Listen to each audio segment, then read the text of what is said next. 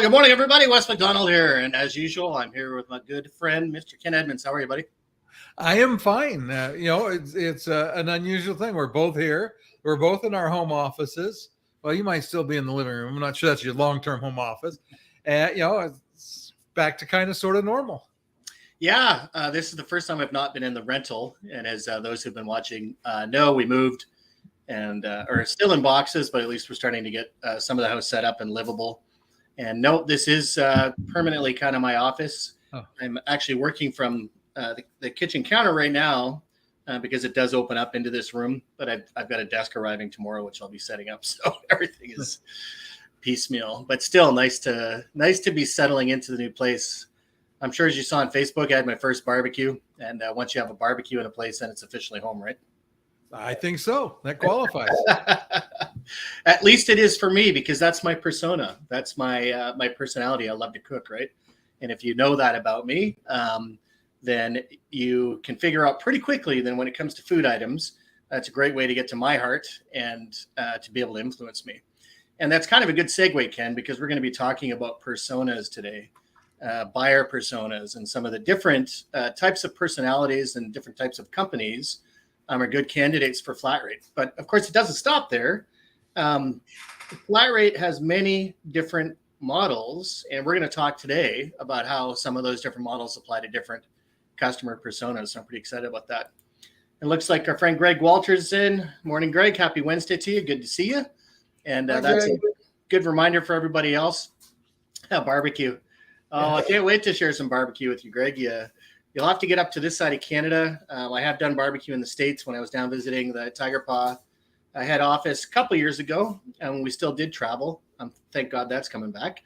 I did a barbecue down there for them as well. So we'll certainly work out some kind of event. I think my favorite cooking expedition was actually with Sarah Custer from Supplies Network and some other folks, because we actually did a Brussels sprout cook-off. And a lot of people, there's a good friend, Jean-Louis. Hello, Jean. Bonjour. A lot of people think Brussels sprouts are the stuff your parents made you eat when you were a kid that were absolutely terrible. And truth be told, they can be cooked that way if they're boiled to death and you let all the sulfur out. But they can be cooked in miraculous ways. So, yeah, that was a lot of fun. So, Sarah Kister or anyone else from Great America out there watching, we'll have to do something like that. Again, probably choose a different food item. Yeah, so I was going to say, I the first time I had Brussels sprouts other than the traditional way. Now, my wife didn't boil them. She would take and slice them and kind of just saute them lightly so they still had some crunch in them and butter. But I ate deep fried Brussels sprouts at a restaurant as an appetizer, had some balsamic on it and some shaved Parmesan. That was pretty good stuff. I'm telling you, there are so many. I think when we had the cook-off, we did them 5 different ways. And balsamic is a winner. Also great with fresh ground pepper and strawberry ice cream. For anyone watching, you got to try that and let me know what you think. Absolutely amazing. And bacon, you can never go wrong with bacon as well. That's right. Everything's better with bacon on it. Yeah, absolutely. Everything. Yeah. So speaking of bacon, let's get to the bacon. And a part of what I want to talk about, Ken, today, and we've discussed this many times when we've been working with dealers, is how to go after customers for flat rate, because there are different types of customers which have different buying patterns, which makes sense for different things. One of the things that comes up a lot, Ken, and it's a misunderstanding, is that if you're doing flat rate, you have to use all the rules, right? You have to authenticate the device. You have to start getting rid of waste paper and everything else. And although that's an awesome option, it's not the only way to do it. In some cases, no rules at all is the best way to go. And we'll talk about the different types of customers for that. The way I look at print rules is that they are better to do. I really agree. If you want to get rid of costs and increase security, they're better to do. But Ken, let me ask you this. We all know we should eat better, right? That we should watch our diet, that we should do a lot of things better in our lives to be healthier, to lead a more active lifestyle. And the fact is, sometimes life just gets in the way and we don't. So I resemble that remark. I wish you quit talking about me. Well, my waistline is a direct reflection, right? And Jean-Louis says this is a really strange conversation for me in France. I know. It's only going to get stranger, Jean-Louis. And Greg responds, but beef sprouts well done is crazy good. I'm telling you. See? So I don't know how this turned into the Brussels sprout episode, but sometimes that's the way these things go. And if you do have comments or questions, just like Jean-Louis and Greg, make sure you leave them in the comment section. If you're watching on LinkedIn, Facebook, or YouTube, just use the regular comment section that you would. And then, of course, what we always love to hear, and Jean-Louis shared with us a little bit, where are you watching from? Jean-Louis is in France, and Greg Walters is in the U.S. You're in the U.S., I'm in Canada. So we always love to hear where people are from. Let us know. All right. And I'm going to go to the hardest buying persona first, Ken. And this is a customer that is a typical organization. Let's say they're a sales-focused organization. They're much less focused on efficiencies and much more on their sales engines, on their metrics. And something like flat rate, if we go in with the idea just to save the money, that could be one of the furthest things from their mind, right? But there is one thing that type of buying persona always likes, and that is simplicity. And that is one of the benefits of going with a flat rate, no rules. If it's either by device or by user, that's entirely up to you. But having no rules in place just to give them the benefit of a predictable monthly bill. It's interesting because we had a guest on that talked about this, but I won't mention the dealer, but I'll share the story because it makes this point really well. Is he had closed a cost per page deal on a piece of equipment. And he just said to the customer, and by the way, I do have a flat rate program.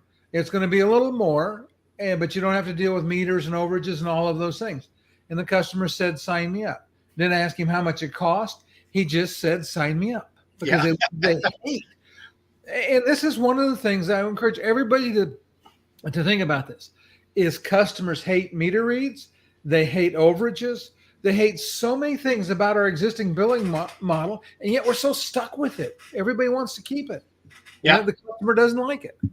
No, and I love that. I love that example because he had already closed the business as a traditional cost per page, and introduced the flat rate as a by the way, right? By the way, here's another way you can do it. It's going to cost you more, right? And this is one of those things that I think is really important for everyone to realize, is that it's not always about cost savings. Sometimes it is to go after that buyer persona where they're more concerned about is their sales effort. What they're more concerned about is getting in the marketplace, less about the efficiency, internally, right?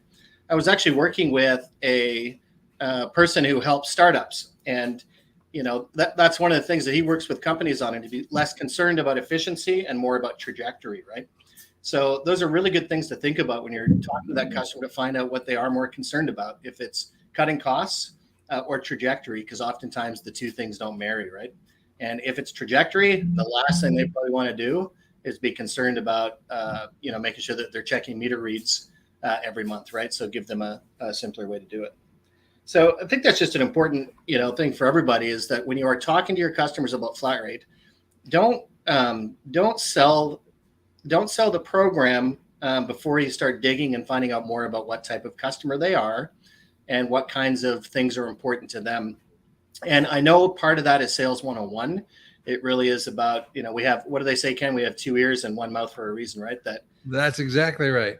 Oftentimes, especially, early in our sales careers, we're just so excited to get out there and tell our story that we forget that the customer has a story too, right? And that when the customer tells their story, that it oftentimes gives us far more influence in the sales process than, if we're just trying to pitch our wares, right? So asking those questions, finding out if they are, that persona. Now, I'm going to segue, Ken, in exactly the opposite direction. So now I'm going to go to a customer buying persona where cost savings is everything, right? And anyone that responds to a lot of RFPs typically understands who these customers are, and cost savings are absolutely critical, right? Examples that I can speak to personally are folks that are in the education sector, particularly public education, where budgets are very restricted, that they only have so many dollars to put into so many programs.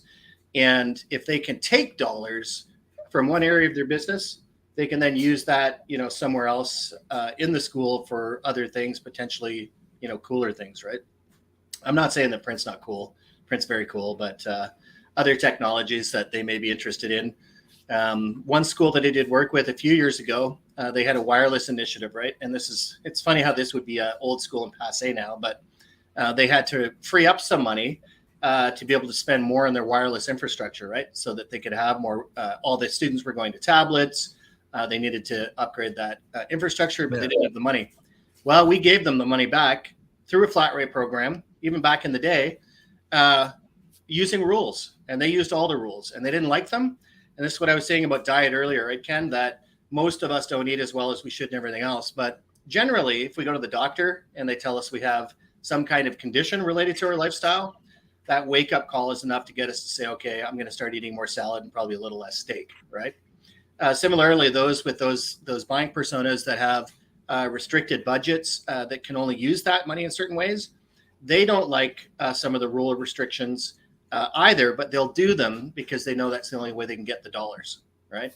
And as we've shown for everyone watching, if you didn't see our 10-day challenge, one of the things that we talk about is the 3 ways to price a flat rate offering. And we won't cover all the details on that today, but the more rules you apply, the better that price gets for the customer and the better your margins get for the, for the program, right? But again, it's a more difficult program to get the customer to bite into. But I would say, Ken, you tell me your thoughts. If you, yes, Jean-Louis, eat Brussels sprouts. I would way rather eat Brussels sprouts than salads some days. I've had some killer salads though, eh?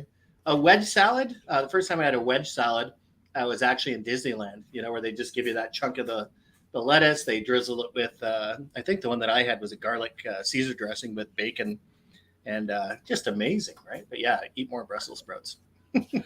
Well, I was going to say, just the interesting piece of this is this doesn't mean that we're going to reduce our rates it's about maintaining our rate as a dealer, our service where it needs to be so that we can keep our dealer growing.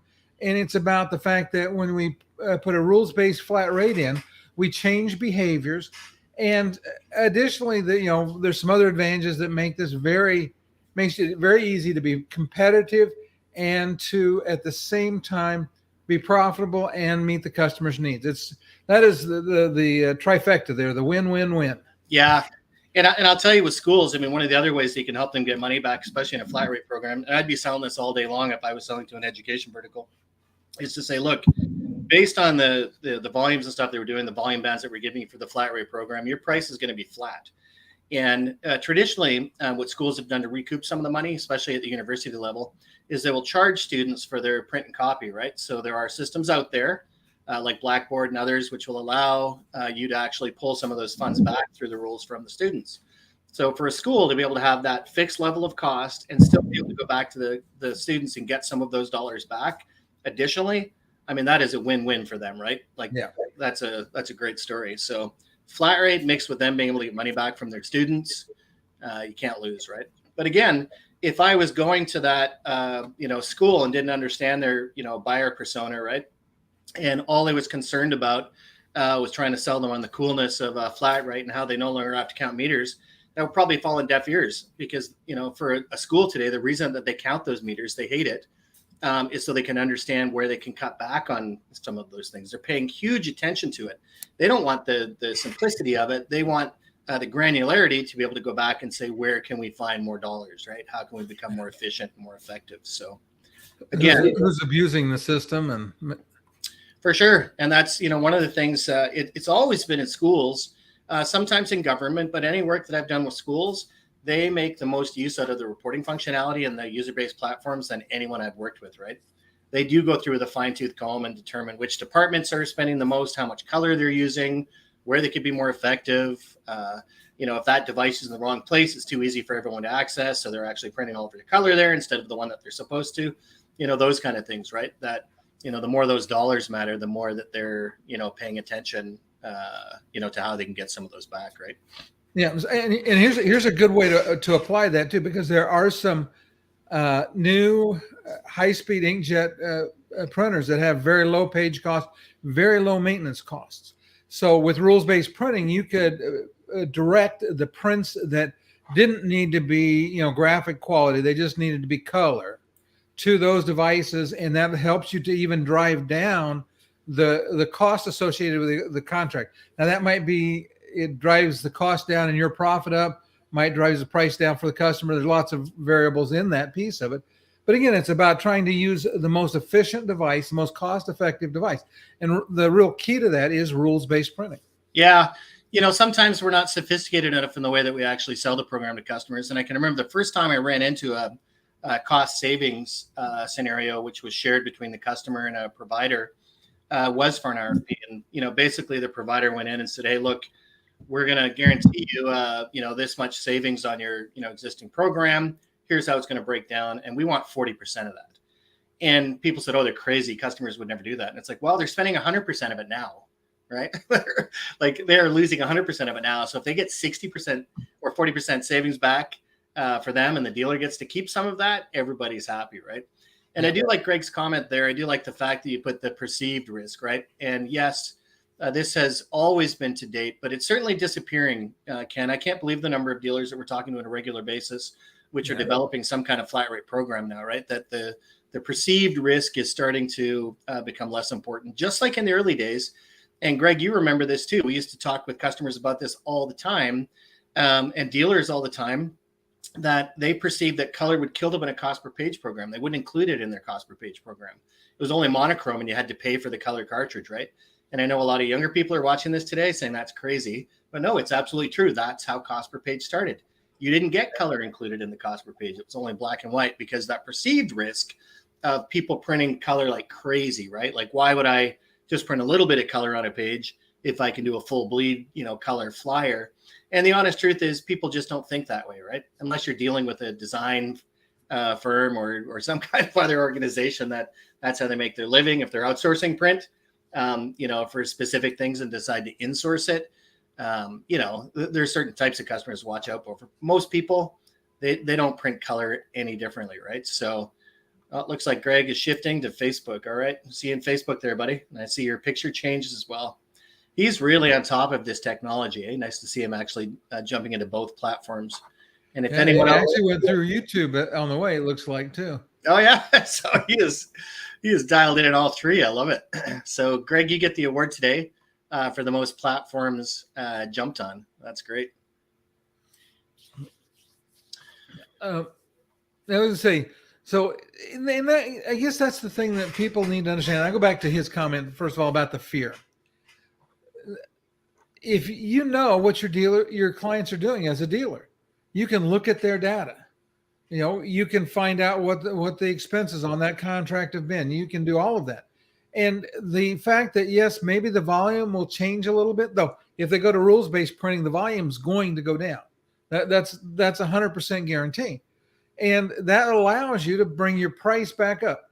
And it is a little bit of an actuarial process as well, because the only time you would ever be hurt is if all of your customers were all on a flat rate program and they all decided to go through the roof and you didn't have some protection in the contract. Yeah. What are the odds of those things lining up? They're infinitesimally small. It's kind of like an insurance agency that sells life insurance policies. If all the people that they should insure died at once, they probably couldn't pay for the policy. They'd be done. But they know that in general, that's not going to happen. They have the historical and the actuarial data to know. And it's the same thing with flat rate billing. You have the data to know. And if you have one guy that goes over 1 month, you're going to have other people that didn't hit their number that month, and you're going to be fine. Yeah, and I'll just say that if anyone out there wants to, learn more about what those printing trends look like all over history, talk to someone like Wes McCarter or Mike Carrickey over at, BI, right? They'll share that information for you, not just, for your fleet, but compared to all of the millions of devices that they've been monitoring for years, and they'll show you what that looks like. Print has proved itself over time to be reducing itself by 5% or more every year, right? And I don't want to beat that horse to death because people aren't printing more. There's nothing that's so awesome and cool that's coming out tomorrow once we sign a 3 or 4 year contract with a customer that's going to put us upside down, right? There's just nothing. The print doesn't do that anymore. In the early days of the internet, when we had all this new information and we had to print it and share it and everything else, yes, there was a time when print was growing in leaps and bounds, but those days are gone, right? Like absolutely behind us. So there is no risk, any real risk, like you said, in an actuary perspective, as an insurance policy holder, if you have more than one customer, you can balance the risk of any anomalies, throughout that fleet, right? And it's kind of a good segue into the buyer persona number 3, Ken. So we've talked about those who are more about trajectory than efficiency. We've talked about the buying persona that's hyper focused on efficiency, such as public sector companies and schools, etc. There's a third type, which is very interesting. We tend to ignore and make fun of all the time, and that is the younger generation that are now entering leadership positions, right? And everything that they do in their personal lives is now subscription based. If it's Netflix, if it's Spotify, if it's good grief, car washes, you can get under subscription now, right? That all of these things, that's how they buy. That's how they want to see things. They want to understand that they're getting fair value for a fixed monthly fee. You know what else they don't like, Ken? Contracts, right? So this is another thing that absolutely terrifies the dealer community, is this idea of contract, getting rid of contract minimums, right? So if we don't do them for 3 or 4 years, but reality check, there's a type of buyer out there which is going to be looking for solutions that aren't contract based, right? And again, don't anyone shoot me. I'd love to see the comments. I'm not saying that's the entire market, but there is that buyer persona. And if you want to sell to that buyer persona, you've got to really focus on what their buying habits are, right? And in many cases, the model for how they buy is more important than the offering itself. And I'll back that up. When I started in the early days of the internet, Ken, there was a company I worked for, which was PSINet, and there was another company called UUNet, which became WorldCom. These were the two dominant global giants which were starting to sell internet services, very simple ones, to organizations, trying to convince people that a website was more important than the yellow pages, trying to convince people that email was going to have much richer ways for them to communicate than just picking up the phone, right? And those were hard days. But the good news is there wasn't a lot of competition. But the competition, WorldCom at that time had a different billing model than PSINet had. And I was losing deals because people preferred the other model. Now, here's the thing, Ken, that other model actually cost them more, right? So as a young sales rep, it infuriated me because I thought you're spending way too much money. And the customer said, no, I like the way this is set up, right? And I went back to my boss and said, look, here's why I'm losing it. He says, well, I'll tell you what I'm going to do. I'm going to let you go after those deals. And if you can't close those deals based on this new billing model, then you're going to get fired. If you can close them on it, then maybe we'll think about letting you do it with some other ones, right? And guess what happened, Ken? No, everyone world, I did not get fired. I closed those deals because those buyer personas, even though they were spending more money, that's not what their primary concern was. It was the way that they were being billed for that internet service. And Ken, back in those days, a T1 connection, we charged $1,500 a month just for the T1 connection, and then being able to get it to the CO point was all fiber based, and you paid by mile. So the further you were from the CO.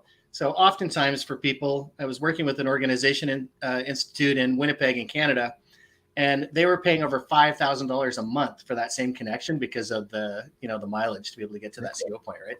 Yeah, 1.5 megs per second. Woo! Okay, so think back. Let's go back to the early days of the internet. If you were a consumer, how did you buy the internet? You paid by the megabyte. For overage. You got a little bit of data. Now what do we get? We get pretty much all we can eat. And it's interesting because even providers that have plans that can be lower cost but have data limits, most people pay extra. We do it on our phone. For sure. Give me unlimited. I want unlimited. I don't care that I could save $10 a month. I don't want to deal with the overage. I just give me unlimited.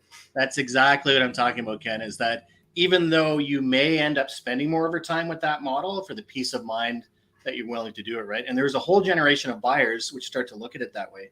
Because at the end of the day, when I'm planning, and this has always been a problem with print compared to everything else in an organization anyway, if I'm planning my budget for the year, I can account pretty much for everything except for print. I can account for IT, I can account for HR, I can pretty much put a dollar value to all of those things when I'm hiring a new headcount, or if I intend to hire 30 new headcounts. The one thing that always got in the way was print because it was never fixed. So with the flat rate program for that buying persona, even though they could potentially pay more, that they're willing to because it is a more modern and streamlined model. And let's face it, Ken, we're going to have this conversation again 10 years from now. We might be retired, who knows, but and it could be something different from subscription then, right? There could be, what's old is new again. But today, subscription is everything, right? So sell what the people are buying, and flat rate's a great way to be able to do that for that type of buying persona. And so I throw this out there for our viewers as well. I'll let you speak in 1 sec. Sorry, Ken. I'll throw that out to our viewers. If you have any comments about another buyer persona, maybe that you would like to talk about. We've covered 3 of them. If anyone else has one, certainly feel free to throw them in the comment section there. And Ken, over to you. I was just going to say the one thing that businesses in general need to get better at is listening to customers and asking customers, what is it you want? How can I make this experience as pleasant as possible, as customer friendly as possible? Because as we listen to them, they'll tell us what they want to buy from us. They'll tell us how they want to pay us for us. And the world of opportunities will open up rather than saying, here's what I got. It's kind of like you think about one of the reasons food buffets are so popular. Is the food on the buffet as good as cooked to order? Probably not. But look at the people lined up in that line because they can get what they want.